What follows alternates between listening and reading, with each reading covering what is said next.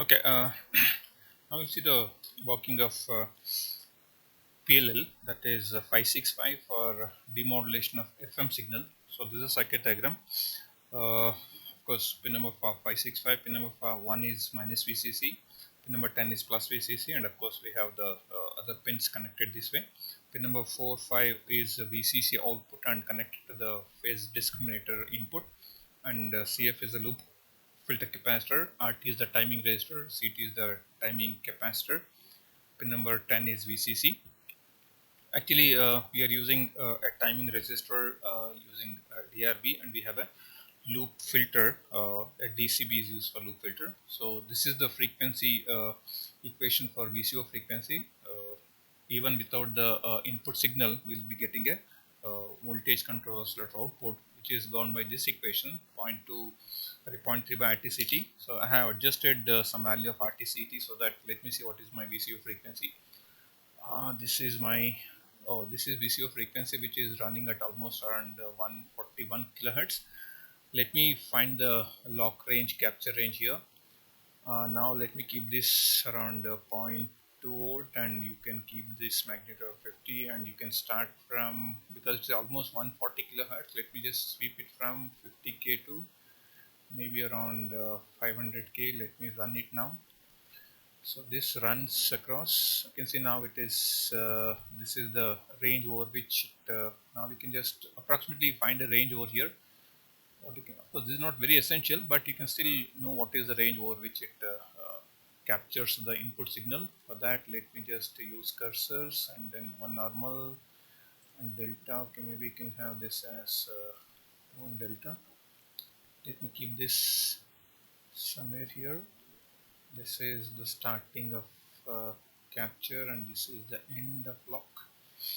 So it is starting from 120 kilohertz to 156 kilohertz, and VCO frequency you can actually find over here also. You can keep it somewhere around where it is 90 degree. That corresponds to this is almost 90. You can see now it is 141 kilohertz. So which is there evidently here also. This is 141 kilohertz, which is in the network also. 141 kilohertz. You can see the phase is 90 degree. That's what it says in the data sheet of 565. So when the phase is 90 degree, that corresponds to phase shift, sorry, the VCO frequency. So what I'll now do is I'll apply a FM signal with center frequency as 141 kilohertz. Let me type it as 141 kilohertz. This should be an advanced one. This should be 141. Even 140 is fine. And let me keep the amplitude around 0.1. You can keep it around 20%. Let this be 100 hertz. Let me run. Let me see this. Now I have to see the demodulation output at pin number 7. So this is pin number 7. You can see now it's already varying. Since the frequency of my modulating signal is 100 hertz, the demodulation will also be in 100 hertz. So that now this should be in terms of 5 milliseconds, so that you can able to see the waveform. This is your demodulated waveform. It's as simple as this. I just took it out here. I'll take out this here and make this. This is wavegen. This is 100 hertz. This is the input that I applied. Now I will make this run. I will change this to 200. You can see you are still getting that 200 hertz output. Now let me again go back to 100 hertz. You're getting 100 hertz. If I change the modulation index to 50%, now you can see this amplitude increases. If I make it to 60%, also it is fine. Let me make it 80%. It is going off. Now this is going off now, so let me make it to 70%. 70% also it's not there. Let me make it 65. It's not there. Maybe 61. You're there.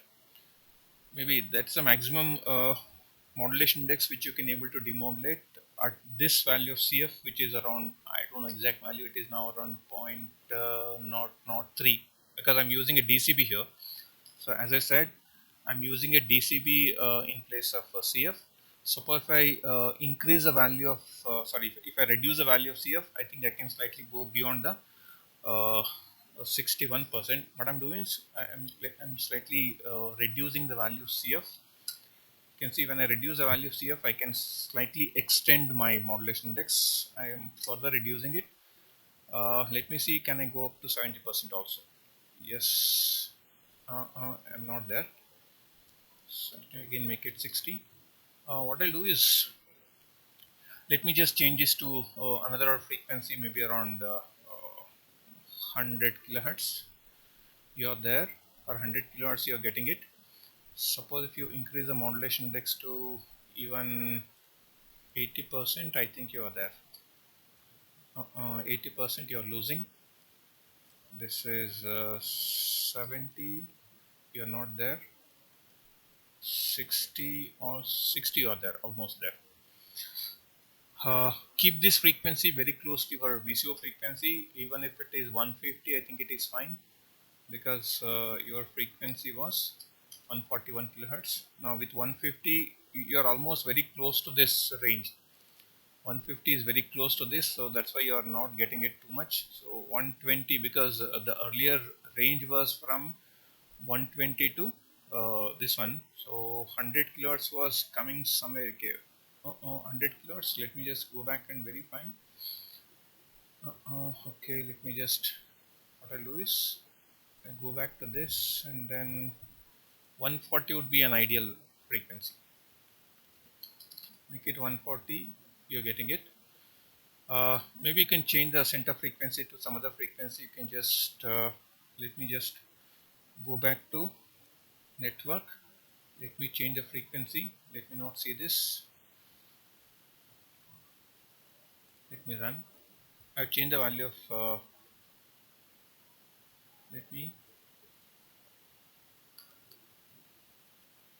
I've actually extended. You can see as I reduce the value of CF, this width has this range has slightly increased. Let me further reduce the value of, I can see I have reduced the value of R so that the cutoff frequency has gone, sorry, VCO frequency has gone somewhere here. Let me stop this. Let me see what is the VCO frequency now. This is your range. This is going from where to where? This is, okay, let me just take this inside. This is the range over which your VCO is, PLL is locking from this to this, and the VCO frequency is around, let me make it 90 kilohertz, sorry, 90 degrees. This is 90 degree. This is around 245 kilohertz. This is my VCO frequency. If I want to get the demodulation, this should be of 245 kilohertz, 245k, and let this be there.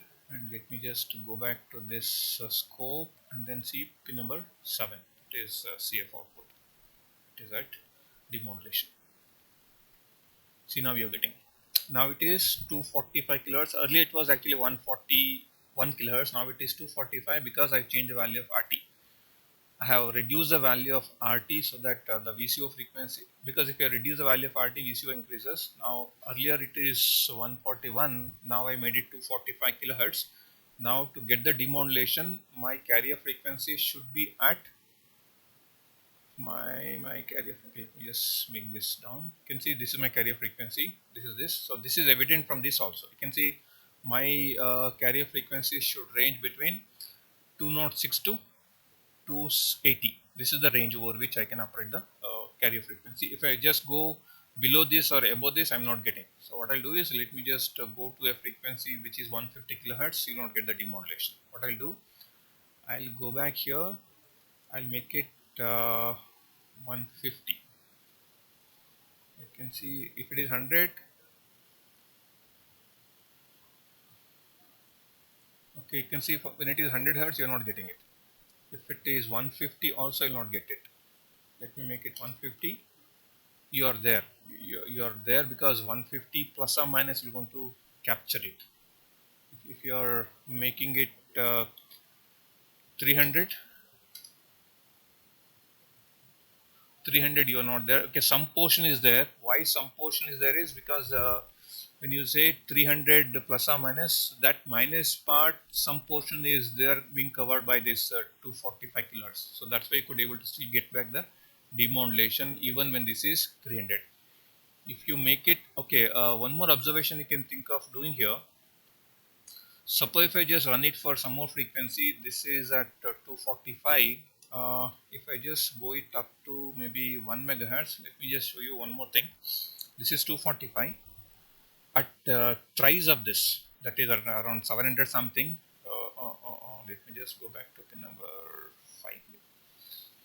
See, now this is one lock, this is the other lock. You can see here, this is the other capturing here. What is the frequency there? It's around 90%. It's somewhere here. So it's somewhere here. You can see usually actually 3 times 245. You can see it is 733, almost 730, 750 kilohertz. If you go back to this and then make it 750 kilohertz, you can still get back the demodulation. 750k, make it run, come to this network, sorry, this run, and let me see the CF. Make it 750. Okay, what I'll do is make it around. Let me slightly reduce the modulation index to 20%. I can see because the modulation index was 60%, you're not getting, because here it's a very limited delta EF you have. So if the modulation index is more, you cannot demodulate, because here you can see the frequency deviation can be too much here, but here it is limited. So that's why I was not getting the demodulation at 60%. So you can see now 20% you're getting. If you make it 50%, also you're not getting, because the deviation is less. Make it around 30%, I think you'll still get it. No, you're not there. Make it around 20%, you're there. Make it 10%, you're certainly there. You're certainly there. But if you make it 250 kilohertz, 10% you're there. Say 20 also you're there. Even you're there for 50%. Even you're there for 60%. 60% you are going off. Make it around 50%. Why it is coming at 250 and 50% is because here this coverage is more, whereas the coverage is less here. This is the frequency from here to here is actually 3 times. So this is the third harmonic of this fundamental. This is a 250, 3 times of 250 is 370, sorry, 750 kilohertz.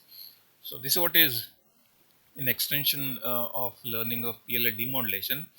In PLL demodulation, you can get the demodulation of the carrier signal whose frequency is the fundamental of your VCO frequency or its odd harmonics. When I say odd harmonics, it can be 3 times of this, it can be 5 times of this. So what is 5 times of 2.5? It is 1.25 megahertz. I think you will get it at 1.25 mega also. Shall we try this? 1.25, maybe let me make it 1250 kilohertz. Okay, 1.25 megahertz, you're getting it. Let me reduce the modulation index to 10%. Yes, you are there. Make it 5%, you are there. You can see you could able to still demodulate 100 hertz signal. You can, this is nowhere at 245 kilohertz, is actually 5 times of that, which is actually here. This is, if you can, this is actually 245, this is 3 times of this. You will get one more at 5 times of that's at 1 point. I can show you that also. Let me just go here and then run it. Slightly extend this to 2 megahertz. Let me extend to 2 megahertz. Let me run this. One is at 250, other is at 750. You can see this is the beauty. See here, this is at 1.25 megahertz. See here, you're almost there. If you make it 90%, you're there at 90%. You can see you're almost there at 90%. See, this is 1.2 megahertz. That's what we saw here. This is what 1.2 megahertz. I could able to get the demodulation. Where is that demodulation? Voila, it's here. No, this is, I'm not seeing here. Okay, let me see this. This is this. I'll run this. You can see I can still get the demodulation. So this is the PLL demodulation. Let me go back and summarize it. What we did is, without applying anything, we actually saw what's the VCO frequency. So it was around, in the first case it was 140 kilohertz, then we just reduced the value of RT so that it came to around 240 kilohertz. Then we applied a FM signal with center frequency as in the first case 140 kilohertz, and then varied the modulation index with 100 hertz as the carrier, modulating frequency, and then modulation index was varied from 10%, 20%, 50, something like that. Then we changed the value of RT, it became 240 kilohertz. We could able to change the value of CF so that the lock range changes, and we actually could able to demodulate signal. And then we tried out with 3 times the VCO frequency, which is 3 into 250, which is 750 kilohertz, and we also tried for 5 times of 250, which is 1.25 megahertz. And one observation what we saw was, with the fundamental, the modulation index over which it would able to demodulate was around 60%. When it was 3 times, when it was third harmonic, it was around 20-30%. When it was 5 times of it, it was hardly 10% I could be able to demodulate. So this is about the FM demodulation. Thank you.